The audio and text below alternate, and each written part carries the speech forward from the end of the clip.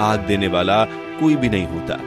तभी कहीं से चिड़िया अपनी चोंच में छोटी सी आग की जलती हुई तिल्ली लाकर चिता में डाल देती है। चिता जलने लगती है।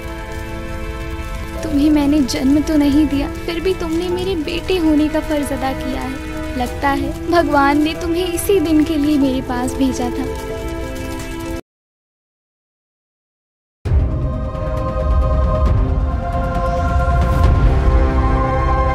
रामू और प्रेमा अधेड़ उम्र के पति पत्नी गांव से दूर नदी के किनारे एक छोटी सी झोपड़ी में रहा करते थे। रामू और प्रेमा का कोई अपना रिश्तेदार भी नहीं था। ऊपर से भगवान ने उन दोनों को कोई संतान भी नहीं दिया था। अपने जीवन को चलाने के लिए रामू और प्रेमा जंगल जाकर लकड़ी काटकर बाजार में ले जाकर बेचा करते थे। एक दिन, हम लोग कितने गरीब हैं, ऊपर से भगवान ने हमें कोई संतान भी नहीं दिया। हमें एक संतान दे ही देते तो भगवान का क्या जाता। हमें किस जन्म की सजा मिल रही है ये। रहने दीजिए, हमारे नसीब में जो है वो है। हमें इस जन्म में तो धन और पुत्र मिलने से रहा। जैसा चल रहा है वैसे चलने दीजिए। बस मुझे एक ही बात का डर सताए रहता है। किस बात का डर? इस झोपड़ी में सिर्फ हम ही दोनों रहते हैं। इस दुनिया में हमारा अपना कोई नहीं है। अगर हम दोनों में से किसी एक को कुछ हुआ तो किसी एक के लिए दुनिया अंधकार हो जाएगी। हमारी लाश को आग देने वाला भी कोई नहीं है। प्रेमा की बात सुनकर दोनों रोने लगे। कुछ देर बाद दोनों अपने आप को दिलासा देते हुए, चुप हो जाओ प्रेमा, ऊपर वाले ने हमारे लिए जो सोचा है वो तो होगा ही। जितना भी हम रो लेंगे हमारी दुनिया बदलने वाली नहीं। घर में जब तक रहेंगे यही चिंता सताती रहेगी। चलो अपने काम में चलते हैं और लकड़ी काट कर बाजार में बेचते हैं। रामू की बात सुनकर प्रेमा भी शांत हो जाती है। प्रेमा चुप होकर जंगल की ओर चल पड़ती है। जंगल में कुछ दूर चलने के बाद रामू को एक सूखा पेड़ मिलता है। रामू लकड़ी काटने लगता है। रामू को लकड़ी काटता देख प्रेमा इधर उधर टहलने लगती है। तभी अचानक उसे एक चिड़िया का बच्चा दिखाई देता है। प्रेमा उस चिड़िया के बच्चे को पकड़कर रामू के पास ले आती है। ये क्या किया तुमने? इस छोटे से चिड़िया को तुमने यूं पकड़ा है?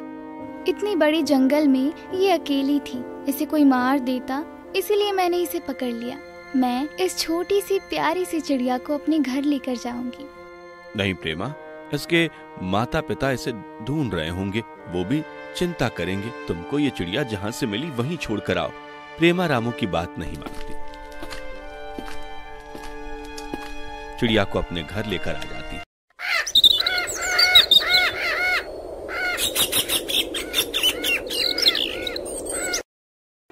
चिड़िया के घर आने के बाद प्रेमा की जैसे जिंदगी ही बदल चुकी थी। सारा दिन चिड़िया के साथ खेलना, उसे दाना खिलाना, उसे प्यार करना।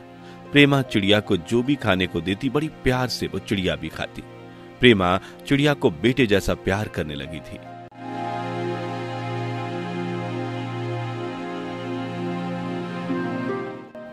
ये सब देखकर रामू उदास रहने लगा। जब से इस घर में वो चिड़िया का बच्चा आया है, मैं अकेला रह गया हूं। प्रेमा दिन भर उसी चिड़िया में लगी रहती है। ये सब देखकर रामू चिड़िया से चिढ़ने लगा। एक दिन रामू और प्रेमा लकड़ी काटने जंगल जाते हैं।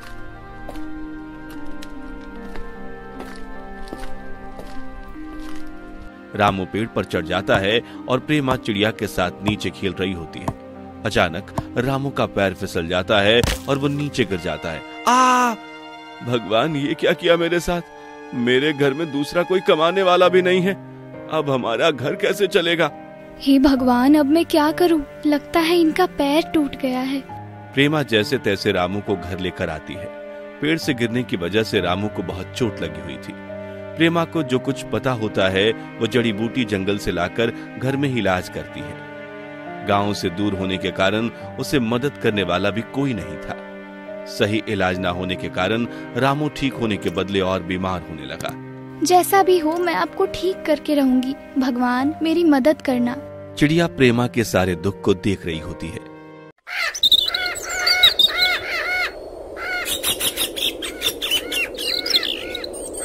अचानक रामू की मृत्यु हो जाती है। प्रेमा को लगा जैसे उसके सर पे आसमान गिर गया हो। प्रेमा के साथ बैठकर रोने वाला भी कोई नहीं था। क्या करती प्रेमा अकेली। रामू की लाश को कंधा देने के लिए भी कोई नहीं था।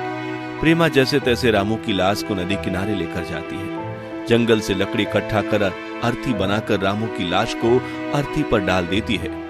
आग देने वाला कोई भी नहीं होता।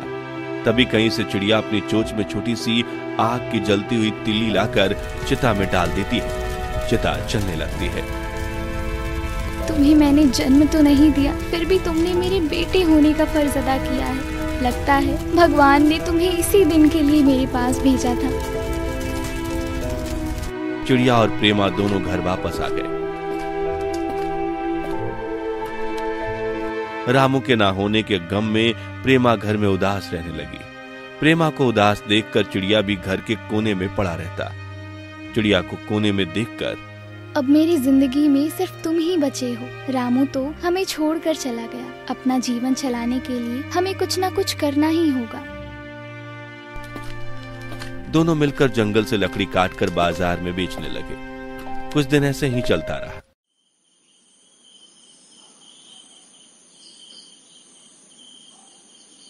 अकेले जंगल से लकड़ी काटकर बेचने में ज्यादा थकान होती थी। इस वजह से प्रेमा को बुखार लग जाता। प्रेमा बिस्तर पर पड़ी पड़ी रोती रहती। भगवान, हमने क्या गुनाह किया है जो हमें ऐसी सजा दे रहे हैं। ऐसी हालत में भी मुझे कोई पानी पिलाने वाला तक नहीं दिया आपने। प्रेमा की सारी बात चिड़िया वहीं बैठकर सुन रही होती है। प्रेमा चिड़िया से कहती है, अब मैं उठने की हालत में भी नहीं हूँ। अगर मेरा कोई बेटा होता तो मुझे जंगल से जड़ी बूटी लाकर खिलाता। अब मैं अपने लिए कुछ कर भी नहीं पा रही हूँ तो तेरे लिए क्या कर सकती हूँ। तुम मुझे छोड़कर कहीं चले जाओ। प्रेमा की बात सुनते ही चिड़िया वहां से उड़ जाता है। कुछ देर बाद चिड़िया उड़ते हुए जंगल से एक जड़ी बूटी का पत्ता लेकर आती है और प्रेमा के मुंह में वो पत्ता डाल देती है। पत्ता खाते ही कुछ ही पल में प्रेमा ठीक हो जाती है।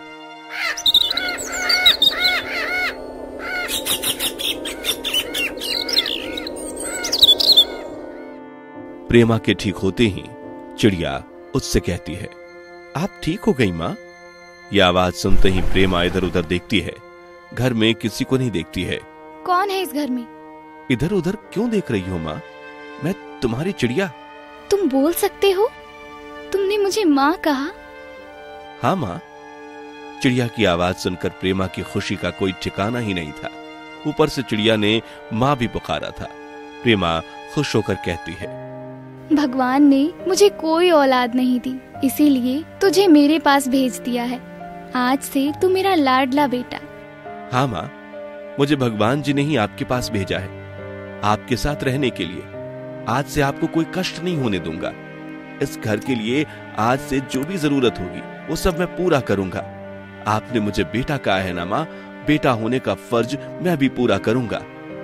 इतना बोलकर तो तुमने मेरा सारा दुख ही खत्म कर दिया। अगर मेरा बेटा भी होता तो मुझसे इतने प्यार से बात नहीं करता। ये सब बात छोड़ो, आज मैं तुमसे बहुत खुश हूँ। मेरे पास एक पैसे बचे हुए हैं। तुम बाजार जाके इस पैसे की मिठाई खरीद कर लेकर आओ। हम दोनों साथ बैठकर खाएंगे। चिड़िया वो पैसे अपने चोंच में पकड़कर उड़ गई।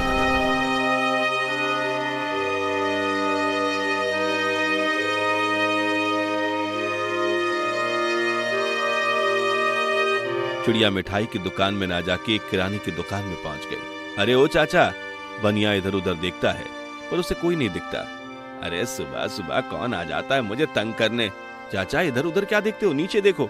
चिड़िया की आवाज सुनकर दुकानदार नीचे देखता है।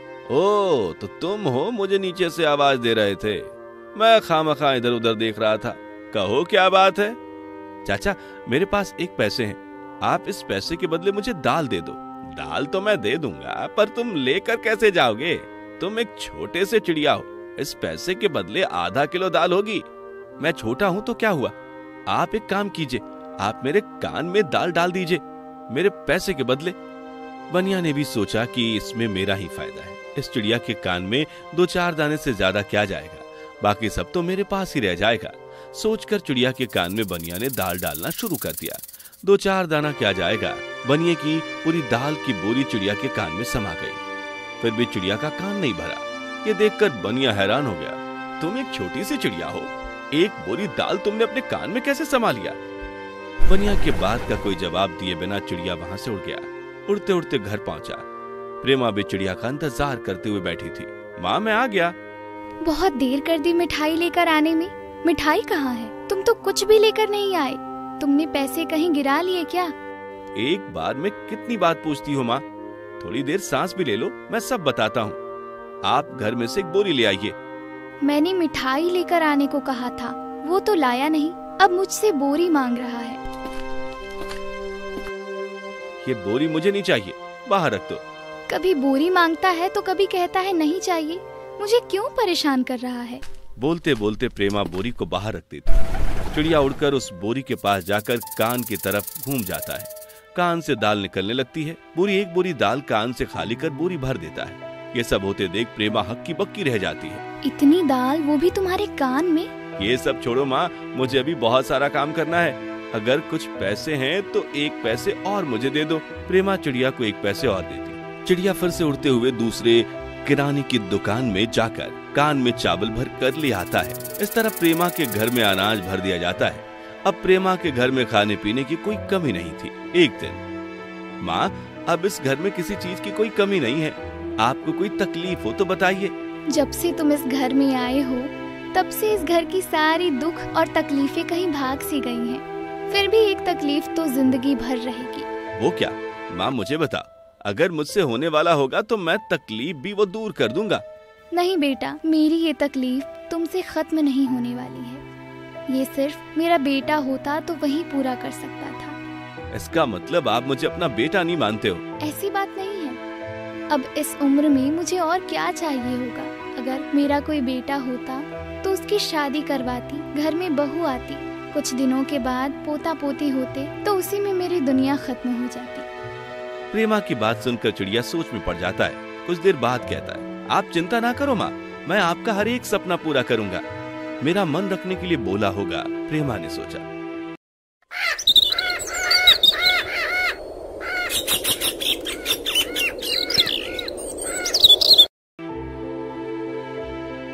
एक दिन चिड़िया कहता है, मैं आपके लिए बहू लेने जा रहा हूँ। आपकी बहू की शादी दूसरे के साथ होने जा रही है। मुझे उसे लेकर आना है। मुझे आशीर्वाद दीजिए। तू ये सब क्या बोल रहा है और किसे लाने की बातें कर रहा है? आप बहुत सवाल पूछती हो। आप अभी के लिए मुझे आशीर्वाद दो, उधर से आऊंगा तो सारी बातें बता दूंगा। प्रेमा भी क्या करती, चिड़िया को आशीर्वाद देकर भेज देती है। चिड़िया भी पूरब की तरफ उड़ने लगा।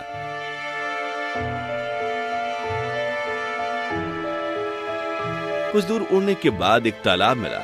उस तालाब का पूरा पानी काला था। काला पानी देखकर चिड़िया काला तालाब के पास रुक गया। चिड़िया तालाब से बोला, ए तालाब, तुम्हारे इस तालाब का पूरा पानी काला क्यों है? एक बार मैंने इस तालाब में एक साधु को पानी पीने नहीं दिया। उसी साधु ने मुझे श्राप दे दिया। उस दिन से इस तालाब का पानी कोई नहीं पीता। अगर मैं तुम्हारे तालाब के पानी को फिर से पीने योग्य बना दूं तो तुम मेरी एक शर्त मानोगे? ठीक है। चिड़िया अपनी जादुई शक्ति से तालाब के पानी को पीने योग्य साफ कर देता है। फिर तालाब से कहता है, मैंने तुम्हारे पानी को पीने योग्य बना दिया। इसके बदले इस तालाब से जितना पानी है मेरे कान में भर दो। तालाब भी चिड़िया के कान में जाने लगा। चिड़िया के कान में जाते जाते पूरा तालाब ही खाली हो गया। तालाब खाली होते ही चिड़िया वहां से उड़ गया। और कुछ दूर उड़ने के बाद एक खेत मिला। उस खेत के बहुत सारे टिड्डे फसल को खा रहे थे। उसे देखकर चिड़िया बोला, तुम ये क्या खा रहे हो? आज मेरी शादी है, तुम मेरे साथ चलते हो तो मेरी शादी में मैं तुम्हें बहुत सारी चीजें खिलाऊंगा। अगर तुम्हें मेरी शादी में चलना है तो तुम सब मेरे कान में आ जाओ। सारे टिड्डे शादी की दावत के नाम पर चिड़िया के कान में गए। सारे कीड़े कान में आ जाने के बाद फिर से चिड़िया वहां से उड़ गया।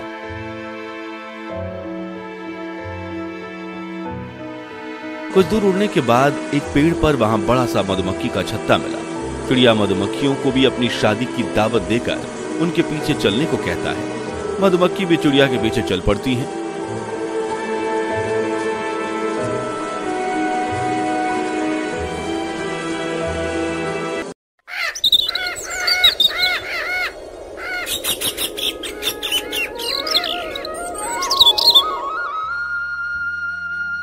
चिड़िया बल्लभगढ़ राज्य पहुंचता है। उसी राज्य की राजकुमारी की स्वयंवर की तैयारी चल रही थी। चिड़िया राजमहल के द्वारपाल के पास जाकर द्वारपाल से कहता है, ऐ द्वारपाल, मैंने सुना है राजकुमारी का स्वयंवर होने वाला है। महाराज को जाकर कहो मुझे राजकुमारी से शादी करनी है। अगर महाराज मेरा रिश्ता स्वीकार नहीं करते तो युद्ध करने के लिए तैयार हो जाएं। शादी करेगा, वो भी राजकुमारी से? भागता है कि नहीं? महाराज के आदेश से पहले ही मैं तुम्हें मार दूंगा। चिड़िया द्वारपाल की ऐसी बात सुनते ही मधुमक्खी से द्वारपाल को काटने का आदेश देता है। मधुमक्खी भी द्वारपाल के ऊपर टूट पड़ती है। द्वारपाल भी मधुमक्खी से बचते हुए राजा के पास जाता है। महाराज, बाहर एक चिड़िया आई है। वो चिड़िया कह रही है उसे राजकुमारी से शादी करनी है। अगर उसका रिश्ता ठुकराते हैं तो युद्ध के लिए तैयार हो जाइए। उस चिड़िया की ये दुस्साहस, मुझसे युद्ध के लिए ललकारे। राजा गुस्से में अपनी बालकनी में जाकर उस चिड़िया पर एक तीर चला देता है।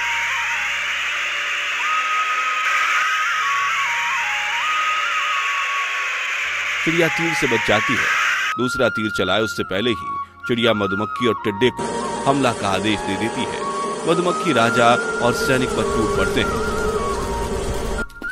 स्वयंवर के लिए मिठाई बन रही होती है। उधर टिड्डे कीड़े पहुंचकर हमला कर देते हैं। मिठाई बन रहे स्थान पर आग लग जाती है।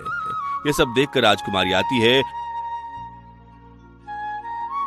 और चिड़िया से कहती है, आप ये हमला रुकवा दीजिए, मेरे महल में तो आग भी लग गया है। राजकुमारी, आप परेशान ना हो, आप सिर्फ शादी के लिए हाँ कर दीजिए, हमला भी रुक जाएगा और आग भी बुझ जाएगी। राजकुमारी के पास दूसरा रास्ता नहीं बचा था तो शादी के लिए हाँ कर देती है। राजकुमारी के हाँ करते ही चिड़िया सबसे पहले पानी से कहता है तो आग बुझा देती है। फिर मधुमक्खी और टिड्डे कीड़े से युद्ध रुकवाता है। फिर चिड़िया और राजकुमारी की शादी होती है। मधुमक्खी और टिड्डे कीड़े को खाने के लिए बहुत सारी चीजें मिलती है। चिड़िया और राजकुमारी की शादी कर प्रेमा के पास वो पहुंचती है। प्रेमा भी उन दोनों को देखकर खुश हो जाती है। चिड़िया अपनी जादुई शक्ति से वहां एक महल बनाता है और तीनों उसी महल में रहने लगते हैं।